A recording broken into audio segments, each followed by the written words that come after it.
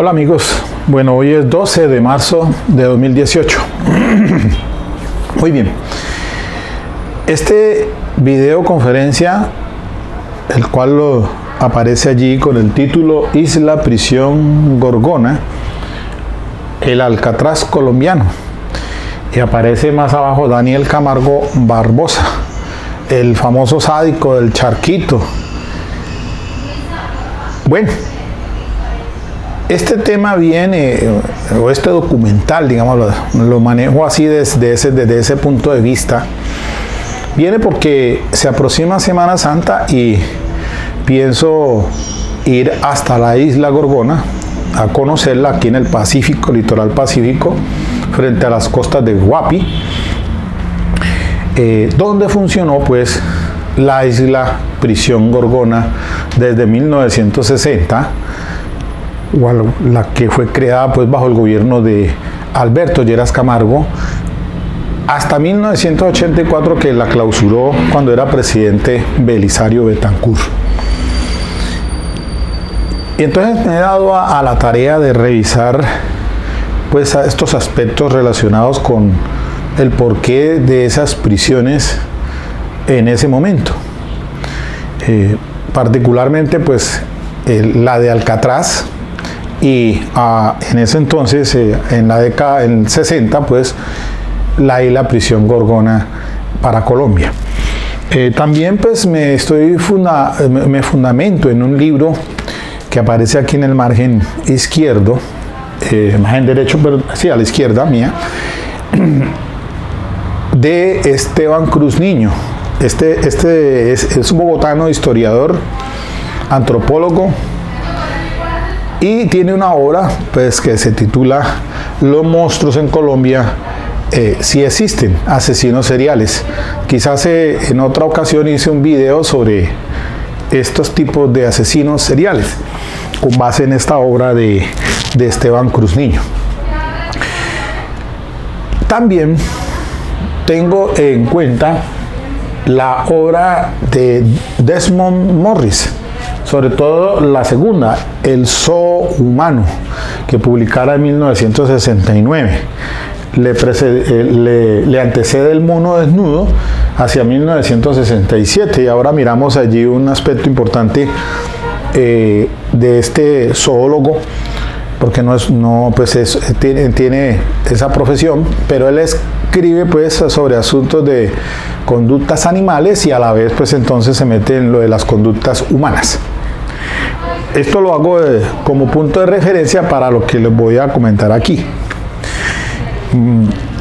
Luego miremos lo siguiente. Para el año de 1933 se abrió pues, o se creó la isla Prisión de Alcatraz. Por ese entonces estaba creándose el departamento del FBI, y el director necesitaba pues un sitio, y cuál mejor que esta isla de Alcatraz pues ahí en la bahía de California. A 2 kilómetros más o menos queda esta isla, que fungía creada desde 1847 como un reclusorio militar, un fuerte militar allí.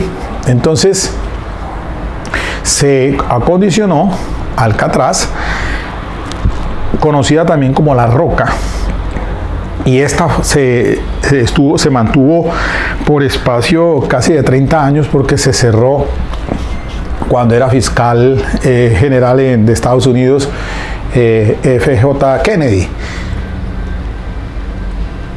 en 1963.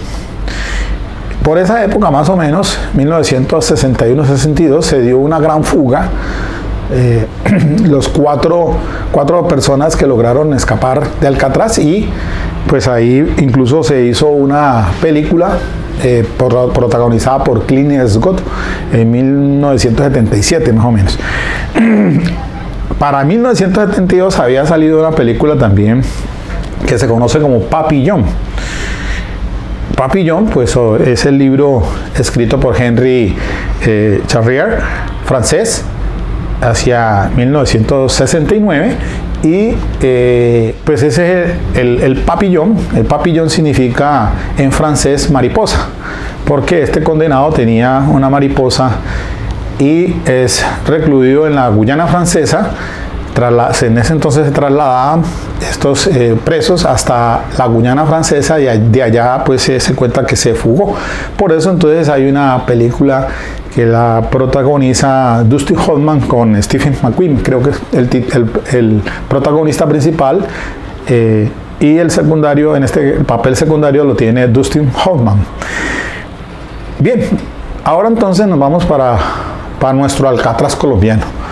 Para abrir la prisión Gorgona, pues les decía entonces, desde 1960 se abrió hasta 1984, cuando ya pues fue declarado ese sitio como Patrimonio de la Humanidad, zona de investigación solamente. En estos momentos es un parque natural, y donde estaba pues no quedan sino pues lo que era la cárcel, ahora enmalezado. Y pues allá es el destino que tendré en Semana Santa para conocer esa parte geográfica de nuestro territorio del Pacífico, que es pues muy hermosa. Se sale desde Buenaventura en lancha, más o menos son 3 horas o 4 horas. También se puede viajar desde aquí de Cali hasta Guapi y en avión, y de Guapi se va más o menos 1 hora hasta allá en lancha.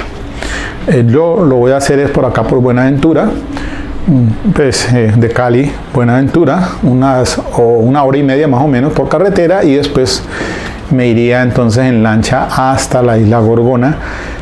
Y esto me dio pues para revisar este asunto, y cogí a uno de los asesinos seriales de la historia colombiana, que es Daniel Camargo Barbosa, porque ese es el papillón colombiano. Daniel Camargo Barbosa, pues está aquí, la biografía la tiene, pues la hace muy bien esa crónica allí por el historiador Esteban Cruz Niño. También ahí se hace referencia a Pedro Alonso López, el monstruo de los Andes, y a él me va a referir también porque Daniel Camargo Barbosa, luego que se logra fugar en 1984 de la isla prisión Gorgona, coge hacia el territorio ecuatoriano y se radica en Guayaquil, donde tiene un historial más o menos de 70 niñas asesinadas, estranguladas, violadas y asesinadas brutalmente por este asesino serial Daniel Camargo. Y allá en Guayaquil, cuando fue capturado en 1986 y puesto preso, también compartió celda en Guayaquil, en la cárcel, con Pedro Alonso López, el monstruo de los Andes, que tiene en su haber más de 300 mujeres también asesinadas por este psicópata en territorio ecuatoriano. Más que todo, se dice pues que Daniel Camargo Barbosa es oriundo de Anolaima, Cundinamarca, nacido en 1930, mientras que este señor Pedro, ya fallecido, entre otras cosas, porque fue asesinado en la cárcel de Guayaquil por otro preso, lo apuñaló a Daniel Camargo Barbosa, ajustando cuentas porque ese preso también había sido víctima de este sujeto, le había violado pues una familiar. Pedro Alonso López se da cuenta que al parecer tiene 2 sitios que se dice que fue en natural de Ipiales en 1948, y otro le tienen otro lugar de nacimiento. Pero bueno, la cuestión es la siguiente entonces. Ahora, el asunto es que históricamente, esto lo hago pues a nivel documental como para que nos sirva, y a ustedes también, hacer esa reflexión de lo que son las prisiones, ¿no? Sobre todo las conductas sociales que se dan al interior de estas cárceles, y de cómo hoy estamos en ese problema de hacinamiento carcelario, porque aquí, por ejemplo, el penal, la penitenciaría de Villa Hermosa, que no tiene sino ese título de Hermosa, no tiene nada, con una capacidad más o menos para 2.500, 2.600 hombres, hoy triplica ese número, más o menos son 6.000 internos en un completamente hacinamiento, al igual que la cárcel penitenciaria Herón en el sector de Jamundí, que fue creada recientemente y también está en la misma situación de hacinamiento. Entonces son varios tópicos que voy a manejar. Voy a tocar aspectos de psicopatología de estos criminales, el asunto pues, históricamente de las islas, prisiones, y cómo hoy por hoy pues están las cárceles a nivel nacional y más que todo miremos aquí en Latinoamérica. Pero miremos este aspecto entonces históricamente. A la par pues funcionaba Alcatraz o La Roca, en la isla prisión, donde se da cuenta, abierta pues en 1933, pero para 1934 uno de sus principales residentes fue Al Capone. En esas islas prisiones, en este Alcatraz, se identificaban era por un número, perdían completamente la identidad y se guardaba silencio. Había una sanción de guardar silencio, de no dirigirse la palabra con ninguno de los internos. De por sí se cuenta de que en estos sitios pues hubo mucho suicidio debido a esa situación donde se doblega esa voluntad del ser humano, que eso era lo que quería más o menos el director del FBI de Estados Unidos, porque se necesitaba unas medidas drásticas para contrarrestar esa criminalidad que se daba en la década de 1930. Era la época de los gángsters, era la época de Al Capone y sus secuaces. Entonces, a estas personas llegaron a ese lugar de internamiento y de hecho Al Capone lo reconoce, lo doblegó en su voluntad, porque en un sitio donde eran extremas medidas de seguridad, aislamiento total, ni siquiera los guardias podían dirigirle la palabra al interno. Esa situación, en esas condiciones donde no se podían fugar, porque si no era por la hipotermia debido a la bahía de California, por bajas temperaturas, o porque también los escualos o los tiburones, pues es la misma dinámica más o menos que se vino a manejar con la isla prisión Gorgona. Luego fue cuando en el gobierno de Alberto Lleras Camargo, 1959, se empezó entonces a construir lo que fue la isla prisión Gorgona, abierta entonces para 1960, y los primeros residentes, o los primeros presos que llegaron, lo hicieron por vía aérea, seguramente trasladados hasta Guapi y luego en embarcación hasta allá, o también algunos se llevaban desde Buenaventura en embarcaciones completamente aislados para que no supieran ni siquiera las coordenadas de cómo se llegaba a esa isla prisión Gorgona. Una isla que geográficamente está rodeada por el Océano Pacífico, donde también es un sitio donde la naturaleza es agreste, empezando por la cantidad de culebras que existen de talla X, la coral. De hecho, la isla Gorgona, que fue descubierta por Almagro en 1524, da históricamente cuenta, porque va a cumplir los 500 años. En ella estuvo de residente allá Francisco Pizarro, se alojó en ese sitio, se resguardó en ese entonces por la lucha que existía con la comunidad indígena de estos sectores, y allí habitó con los soldados pues, de la corona española, y murieron debido a las picaduras de serpientes. Por esa razón entonces la isla se conocía con el nombre de San Felipe, pero después fue Francisco Pizarro que le dio el nombre de Gorgona.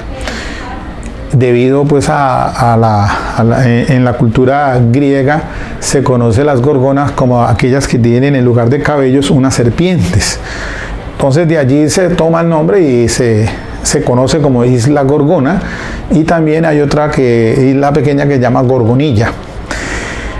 Bien, ese sitio en iguales de condiciones, seguramente como La Roca o el Alcatraz, pues tuvo un residente especial que fue Daniel Camargo Barbosa, el monstruo, el sádico, el charquito, el monstruo de los manglares también era conocido, y el demonio de las vírgenes.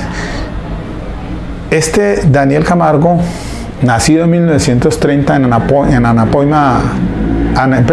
Anolaima, Cundinamarca, se dice que tenía un coeficiente intelectual de 116, que era una persona pues en su origen, en su casa, su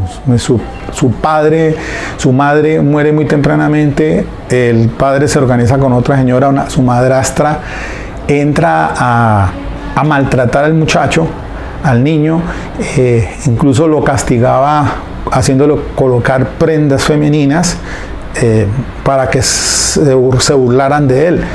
Eso empieza a impactar psicológicamente, y aquí ya nos metemos dentro de esa psicopatología de estos sujetos, de Daniel Camargo y de Pedro Alonso López, porque todo ese patrón de psicopatías, psicópatas obedecen en su gran mayoría, obedecen pues a esos maltratos cuando han sido violados, cuando han sido maltratados físicamente. Y asimismo se cuenta de Garavito, la bestia, y de Octavio Bermúdez, otro también, el monstruo de los cañaduzales aquí en el Valle, que ahorita purgan penas en la penitenciaría en Valledupar. Les decía entonces que debido a eso el muchacho ingresa en un colegio en Bogotá, Daniel Camargo, pero observando conductas él en relación con un colegio de curas, y donde ve pues ciertas conductas desviadas o de tipo sexual, pues homosexuales, eso hace que el muchacho abandone y empiece a andar las calles a Daniel Camargo en Bogotá, y comienza entonces a delinquir. Ya están los 12 años, después él se casa con una muchacha, o se organiza con una muchacha, y esta le resulta infiel, y eso hace pues que se le dispare toda esa psicopatología criminal, al punto de que cuando llega a Barranquilla se dan unos asesinatos, unas violaciones de unas niñas, y por esto es puesto detenido en 1972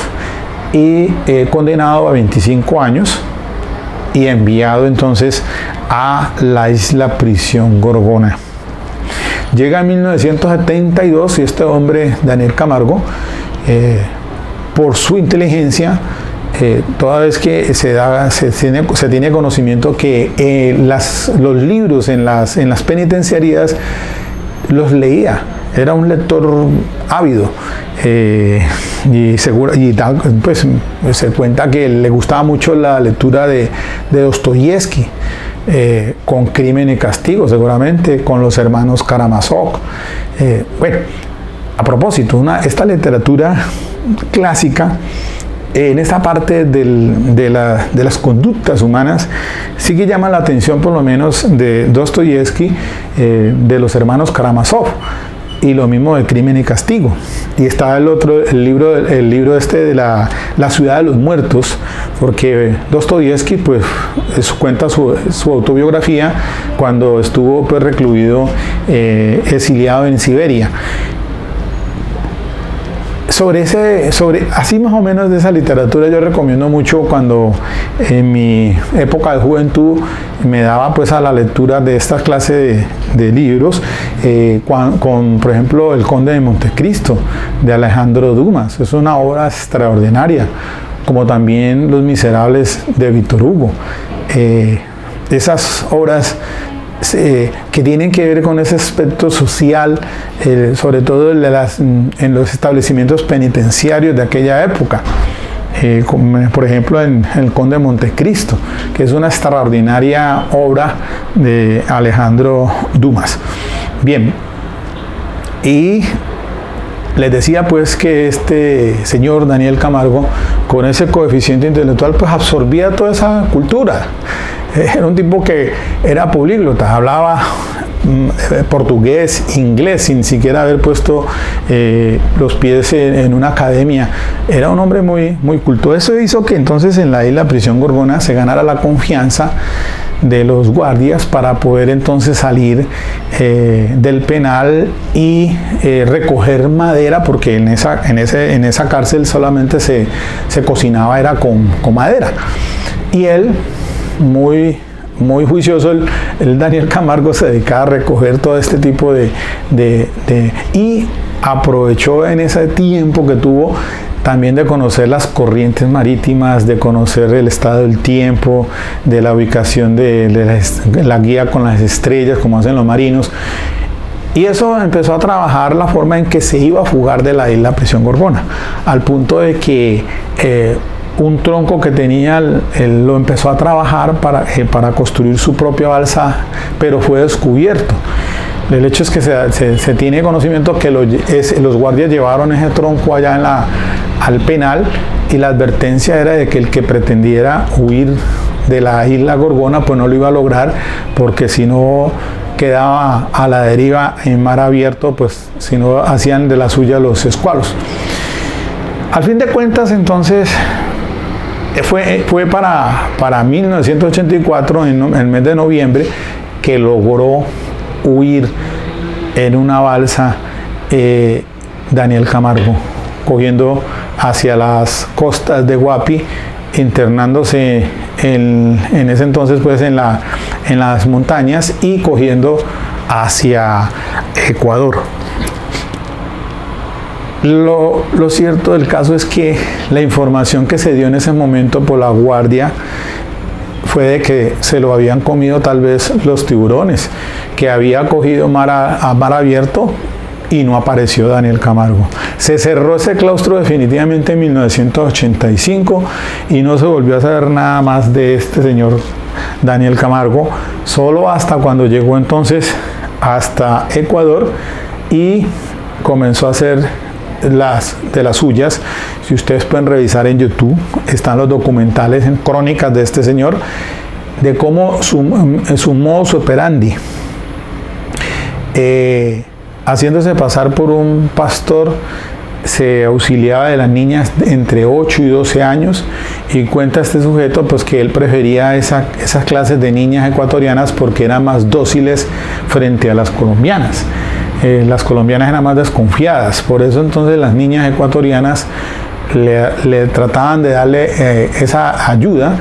Era una persona que se le veía enclenque, no daba muestra de ser un asesino serial. Y esto aprovechaba el sujeto entonces para violarlas, estrangularlas, porque eso disfrutaba, al igual que este otro sujeto, Pedro Alonso López, cuenta en sus relatos ellos mismos que la forma de estrangulamiento la conocía muy bien. Ver a su víctima cómo se iba asfixiando por la falta de oxígeno al presionar en las gargantas, y esto pues le generaba esa excitación sexual en su mente retorcida. Después mutilaba el cuerpo, robaba las prendas, lo poco que podía sostenerse para poderse sostener vendiendo en Guayaquil y en los alrededores. Hasta que finalmente entonces se da una niña que había huido de las garras de este sujeto, de Daniel Camargo, logra poner a conocimiento a las autoridades, se dan más o menos unas características, y en Quito en 1986 fue aprehendido a Daniel Camargo y enviado a la cárcel de Guayaquil.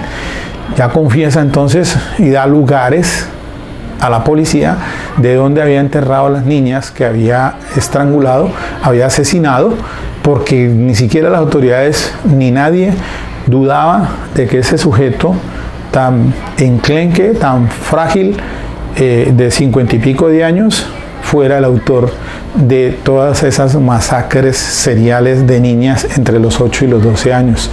El mismo patrón de conducta de Pedro Alonso López. Y lo que hay que resaltar, miren, la psicopatología criminal. El psicópata, el asesino serial, primero, y eso lo cuenta no solamente Garavito, lo cuenta Octavio Bermúdez, hay algo que se conoce como la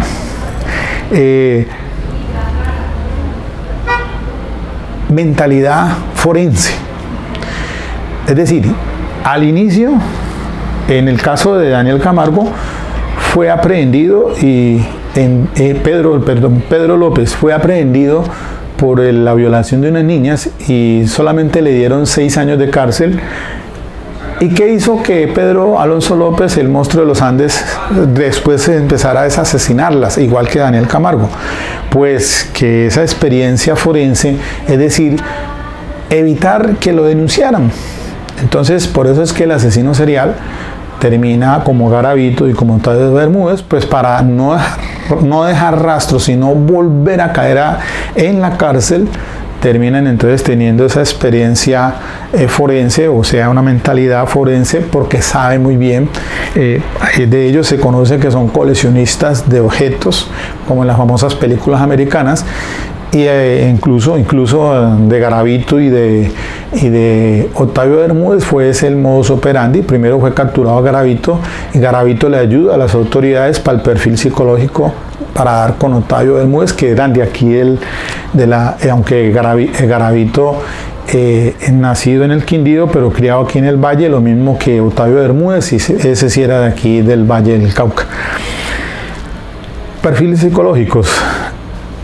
Pero entonces, ahí es donde me adentro yo al tema de estos dos libros de Desmond Morris, El mono desnudo de 1967 y El zoo humano de 1969. Y me encuentro con este dato bien interesante para traspolarlo a la situación actual de cómo fungen las cárceles, no solamente aquí en América Latina, sino también en Norteamérica. Ya pues cerradas las islas prisiones como tal, la Alcatraz, porque sostenerla no daba. Por ese entonces Kennedy fue el que ordenó cerrar esa cárcel. Los costos de mantenimiento del preso eran enormes, como lo que hemos hecho actualmente. El sostenimiento nomás de un preso aquí en la cárcel de Villahermosa, ¿cuánto no cuesta diariamente? Eso hizo que Alcatraz cerrara. Lo mismo acá, entonces, el daño ecológico en la prisión Gorgona, que se hacía porque recogiendo leña, estaban desforestando. Bueno, todo eso hizo que finalmente se cerrara la isla prisión Gorgona por costos, por lo que sea.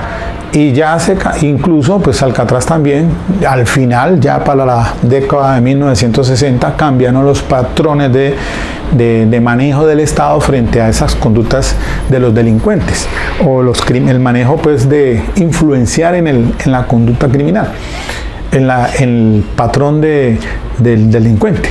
Pero resulta que es que en las cárceles actualmente, y aquí voy entonces a este tema, dice lo siguiente, entre comillas, en su obra El zoo humano, el animal humano, de Morris, comillas, ¿cómo tratamos al delincuente?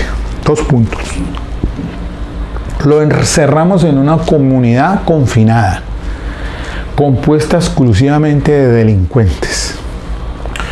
Como solución, a corto da buenos resultados, pero a largo plazo el efecto es que fortalece su identidad pseudo-tribal en vez de debilitarla, y le ayuda además a ensanchar sus contactos sociales pseudo-tribales.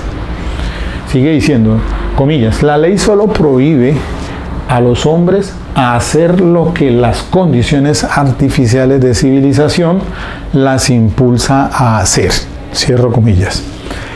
Y abajo dice, abro comillas, de este modo podemos considerar la ley como un instrumento equilibrador, tendente a contrarrestar las distorsiones de la existencia supertribal y que ayuda a mantener en condiciones antinaturales las formas de conducta social que son naturales a la especie humana. Cierra comillas. Cuando se dice acá pues de identidad pseudo-tribal o tribal, pues para explicar ese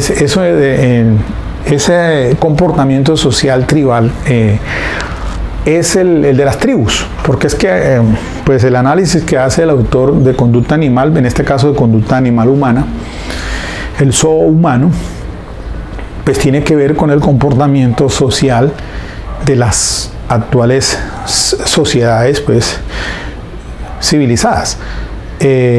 Entonces cuando se habla de lo tribal es de tribus, por eso es que hay unos patrones de identidad normalmente, o hasta no hace mucho, hace unas décadas atrás, les decíamos por ejemplo que tener un tatuaje, eso era de preso.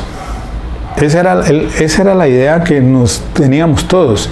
El que está tatuado es porque ha estado detenido. Eso es un tatú tribal. O sea, sí, y obedece a esas conductas que se dan pseudotribales. O sea, patrones de conducta, en este caso de las cárceles, porque allí se manejan un lenguaje propio, se maneja liderazgo, se maneja lo de esto el tatú tribal.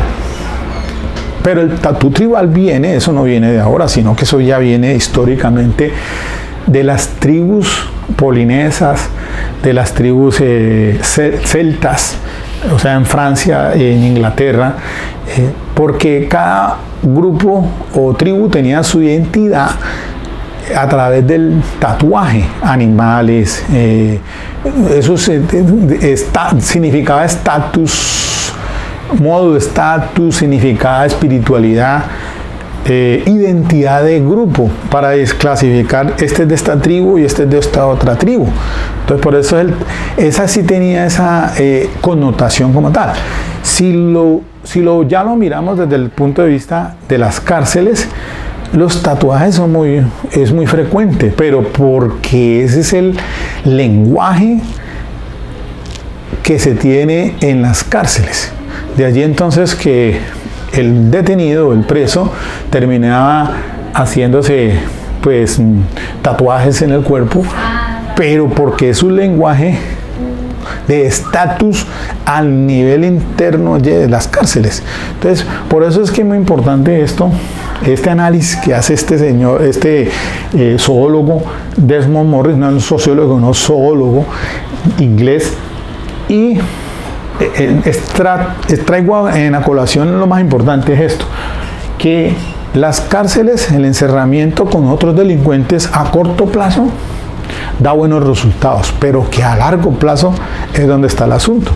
El efecto es que fortalece su identidad pseudo-tribal en vez de debilitarla, y le ayuda además a ensanchar sus contactos sociales pseudo-tribales.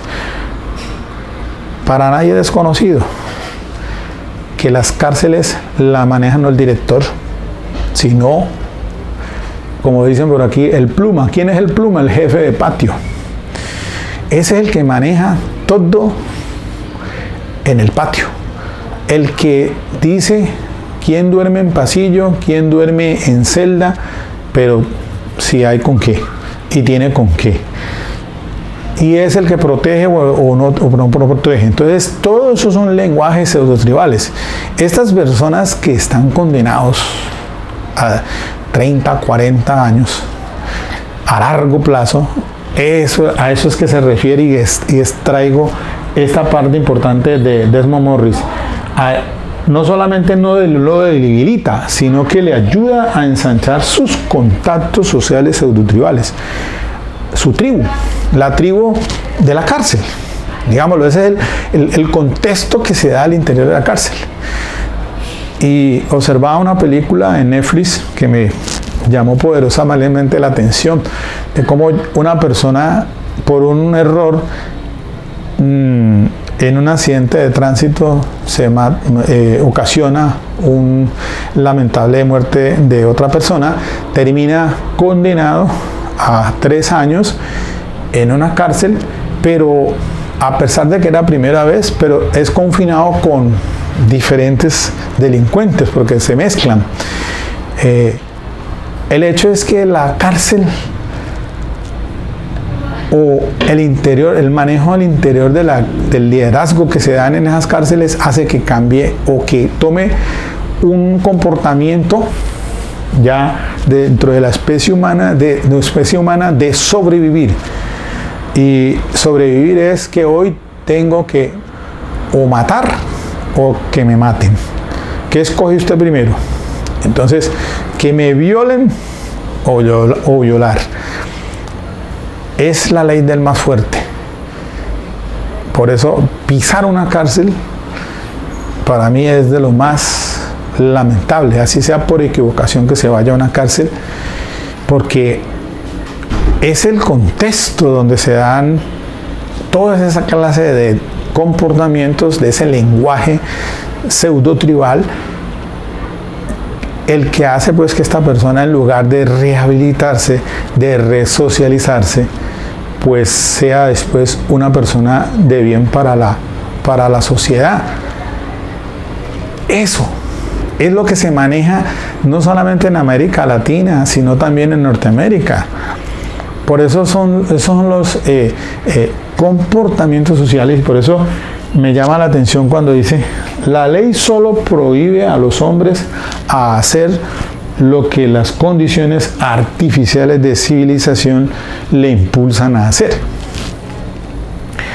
Y dice más adelante: la ley como instrumento equilibrador, tendente a contrarrestar las distorsiones de la existencia supertribal, y que ayuda a mantener en condiciones antinaturales las formas de conducta social que son naturales a la especie humana. Por eso es que en las sociedades, pues ahí es donde se enfocan los antropólogos, los sociólogos, y pues cada cultura tiene su propia forma, su propio lenguaje, digámoslo así. En estos países de desarrollo, como son de Latinoamérica y Sudamérica, pues mire, para no ir muy lejos, el hacinamiento que hay en las cárceles, y a eso es que hay que mirar a qué obedece. Entonces, es por razones de política criminal, ¿por qué se llega a esa situación del hacinamiento carcelario? El día a día, todos esos comportamientos en las personas que da lugar, el hurto, por ejemplo, el homicidio, todo esto, aspectos que son condiciones artificiales de la civilización que le impulsan a hacer. Entonces, los fenómenos sociales. Allí entonces, que hay que mirar muy bien entonces, y poner la vista, diga usted, en otros países donde tienen otra clase de cultura, y por qué esas cárceles de esos países están desocupadas. ¿Qué pasa? ¿Dónde está entonces el problema? ¿Será que es que no hay delincuencia allá? ¿Por qué? Una pregunta que tenemos que hacernos todos.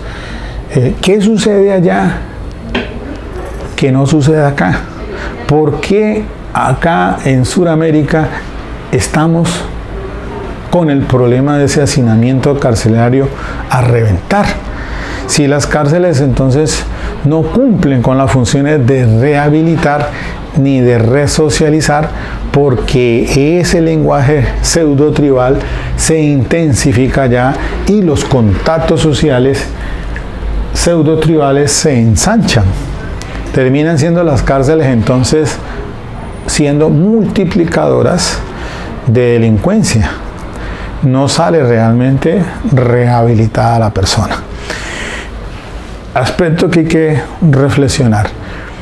Miren ustedes por lo menos, ¿de qué le sirvió a Daniel Camargo Barbosa estar más o menos 12 años en la isla prisión Gorgona si cuando salió volvió otra vez a sus actos criminales y todavía con más sevicia?